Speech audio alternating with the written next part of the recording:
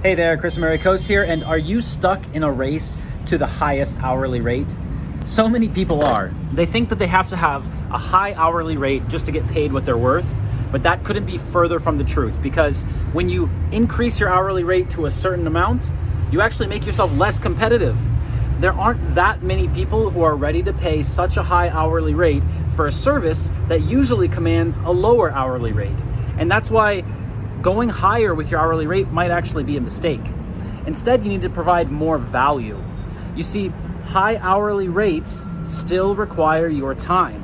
Why not package your value and sell that separate from your time?